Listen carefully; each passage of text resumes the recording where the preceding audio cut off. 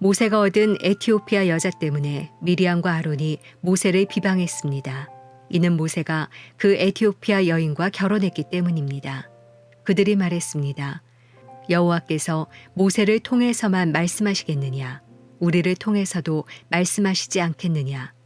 그러자 여호와께서 이 말을 들으셨습니다. 모세는 아주 겸손한 사람이었습니다. 땅 위에서 그보다 겸손한 사람이 없었습니다. 갑자기 여호와께서 모세와 아론과 미리암에게 말씀하셨습니다. 너희 셋 다 회막으로 나오라. 그들 셋이 나갔습니다. 여호와께서 구름 기둥 가운데로 내려오셔서 회막 입구에 서시고는 아론과 미리암을 부르셨습니다. 그들 둘이 나아갔습니다. 여호와께서 말씀하셨습니다. 내 말을 잘 들어라. 여호와의 예언자가 너희 가운데 있으면 내가 환상을 통해 나를 그에게 알리고 꿈을 통해 그에게 말한다. 그러나 내 종 모세에게는 그렇지 않다. 그는 내 모든 집에서 신실한 사람이다. 내가 그에게는 얼굴을 맞대고 분명하게 이야기하며 이해하기 어려운 말로 하지 않는다. 그는 여호와의 형상을 본다.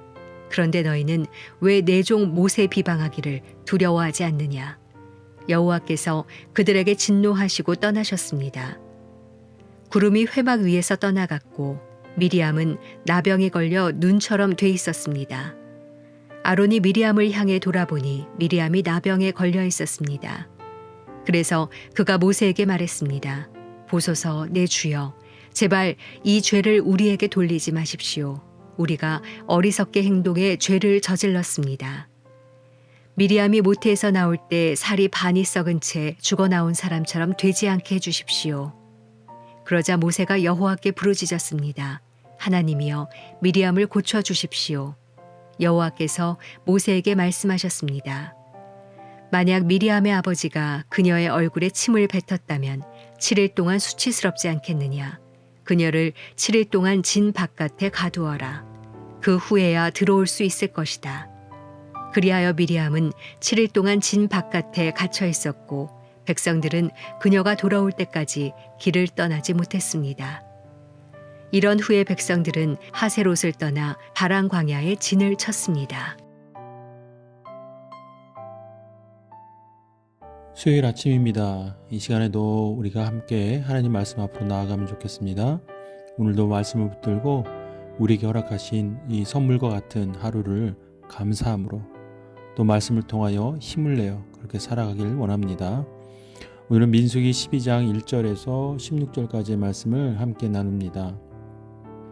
오늘은 본문 가운데 모세와 또 미리암, 아론이 등장합니다. 모세가 이방 여인이었던 에티오피아 여인과 결혼한 일로 인하여서 미리암과 아론이 어떠한 마음을 갖게 되었습니다. 그것은 그가 행동한 것을 통해서 하나님 앞에 나아가 모세뿐만 아니라 자신들도 하나님의 말씀을 전할 수 있는 자격이 되지 않겠는가라고 생각을 하게 되었고 하나님 앞에 나아가 그 마음을 전하기에 이릅니다. 어찌 보면 이방 여인과 결혼한 모세의 모습을 보면서 미리암과 아론이 이와 같은 생각을 갖는 것이 맞는 것 같기도 합니다. 그런데 오늘 스토리는 우리가 생각하는 것처럼 그렇게 진행되지 않습니다. 하나님 앞에 나아가 자신들의 생각을 전했던 미리암과 아론을 향하여 하나님께서는 진노하십니다. 그러면서 그들에게 이렇게 이야기하십니다. 내 종 모세는 내 모든 집에서 신실한 사람이다. 내가 그에게는 얼굴을 맞대고 분명하게 이야기하며 이해하기 어려운 말로 하지 않는다. 그는 여호와의 형상을 본다. 그런데 너희는 왜 내 종 모세에게 대들기를 두려워하지 않느냐라고 말입니다.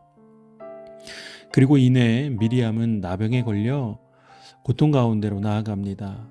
그리고 아론과 더불어서 하나님 앞에 자신들의 죄를 고백하며 용서를 구하지요. 자, 어떻게 생각하십니까? 한편으로 보면 미리암과 아론의 행동이 맞는 거 아닌가라는 생각도 들긴 합니다. 그러나 오늘 본문을 볼 때는 이렇게 보아야 합니다. 미리암과 아론은 하나님의 주권을 침범하는 죄를 범하였던 것입니다. 표면적으로는 그들이 모세가 이방 여인과 결혼한 문제에 대해서 하나님 앞에 말씀드리는 것 합당하게 보이나 그것이 본질이 아니라 오늘 그들의 태도 말입니다. 하나님 앞에 나아가 어떻게 이야기했습니까? 하나님이 정하신 일에 대해서 그들은 월권행위를 한 것입니다. 모세를 판단하고 모세를 선택하고 모세를 사용하는 것 모두 하나님의 주권입니다.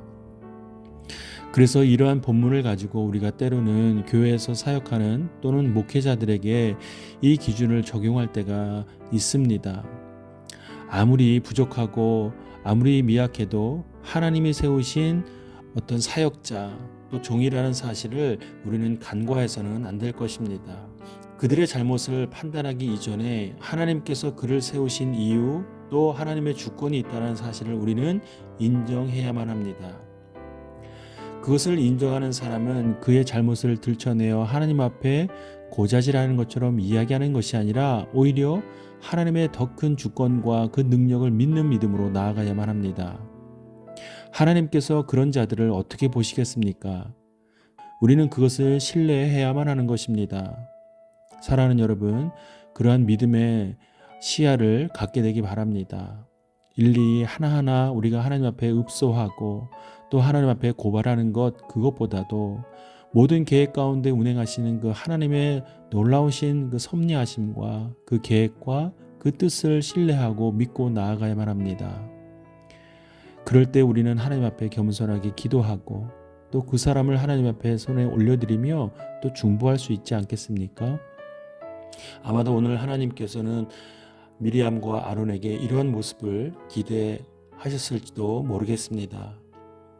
오늘 하루를 사는 우리들에게도 하나님이 동일하게 기대하십니다.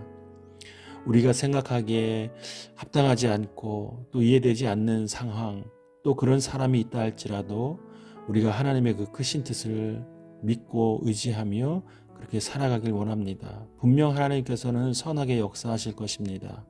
그것을 믿는 믿음으로 사는 저와 여러분의 귀한 삶이 되기를 그런 하루가 되기를 축복합니다. 자, 이제 하나님께서 우리에게 주시는 말씀을 묵상합시다. 각자에게 주시는 말씀이 다를 것입니다. 그 말씀을 붙들고 오늘 하루를 의탁하며 함께 기도하겠습니다.